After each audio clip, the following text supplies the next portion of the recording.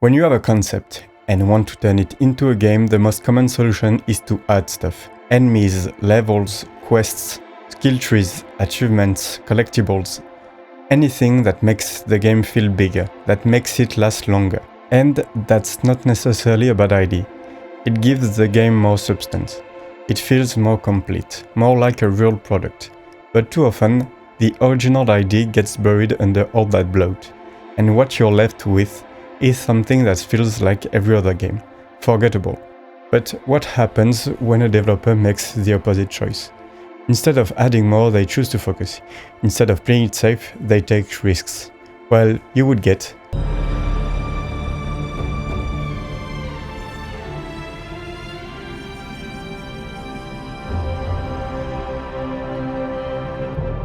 all our songs were about it.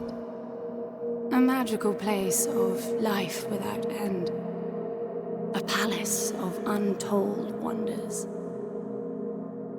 But only for the worthy. So our lives were desperately dedicated to qualify. Pinpoint perspective on the great reward. Only I never wanted to go. Those words alone could mean death. So when I ran, I knew it meant never stopping to catch my breath. If I wanted to live. And so it was. Yet here I am. The place I spent my whole life escaping.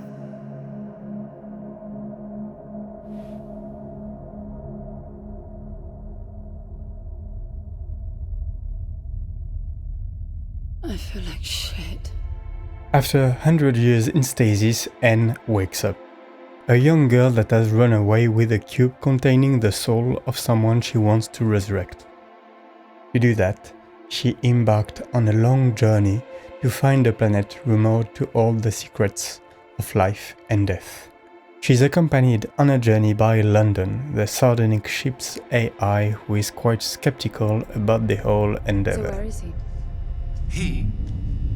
Oh, you mean the cube? Yes, I had a very good look at that while you were asleep. I think you're in for a disappointment. Nothing suggests any sentience. No interface to access the thing, nor any reason to do so. There's nothing in there. It's just a pretty cube. You land on the planet, only to find a frozen, barren, crumbly structure. After a brief descent, you come across an airlock that finally allows you to enter.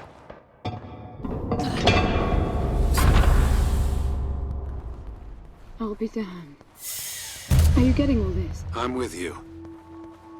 Inside, you discover a strange, AI-generated uncanny imitation of the Château de Versailles.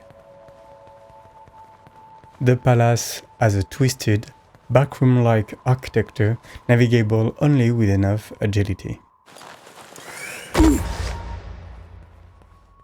With a bit of exploration, you manage to restore the power.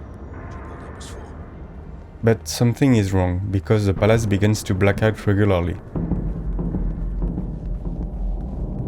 With every blackout, something new appears. First oxygen, then flowers, then you? What is this? That's you, N. But why would it build copies of me?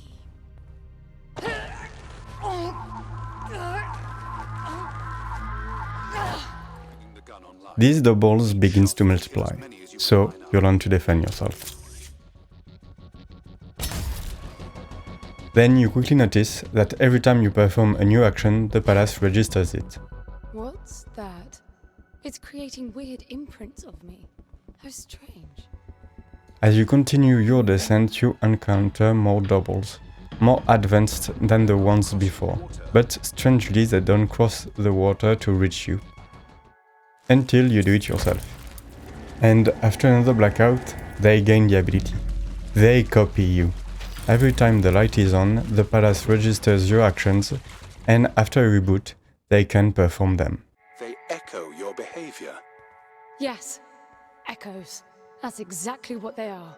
And this is when the game truly starts. I wanted to show you the scenic route because that's one of the things that stood out to me the most. Instead of cramming every gameplay element into a 10-minute tutorial, it takes its time, setting up its story and environment and slowly building up the tension. This is accomplished mainly through the narration of the two main characters. It progressively introduces us to the rules of this world, while also revealing the events that led the characters to end up on this planet. It feels somewhat disconnected from the gameplay itself, yet it enriches the experience by giving our adventure deeper meaning.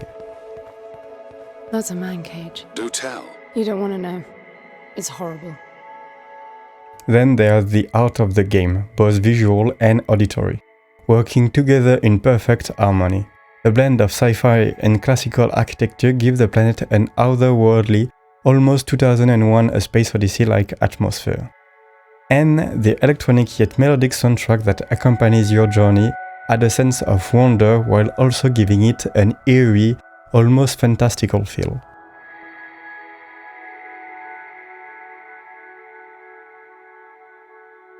Of course, this is all enhanced by the crisp, satisfying sound design of every element in the world.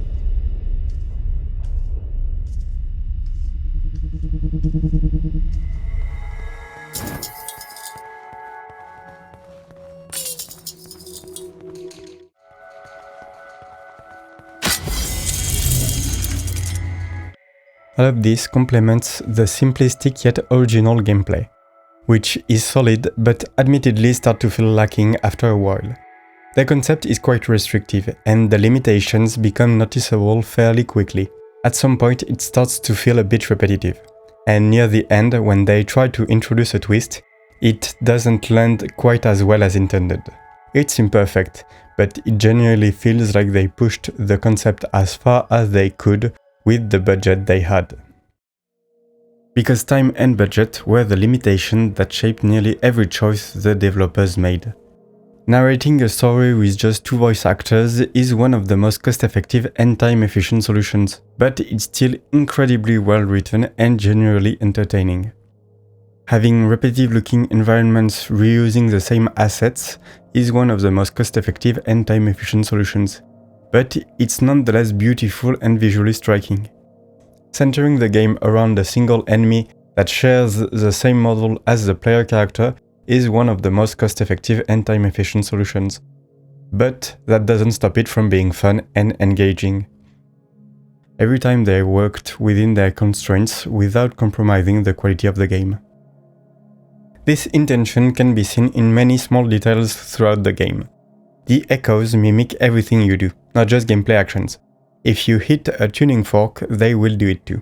If you pick up a scepter, they will do it too. If you play the piano, they will do it too.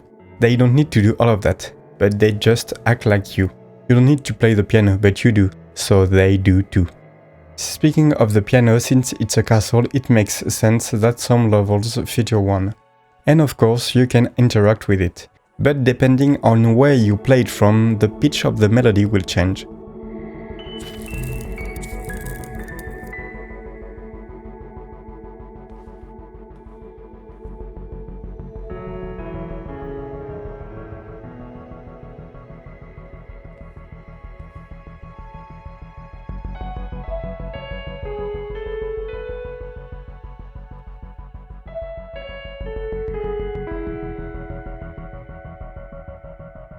It's a neat touch that makes sense, but it's surprising to see implemented in a game.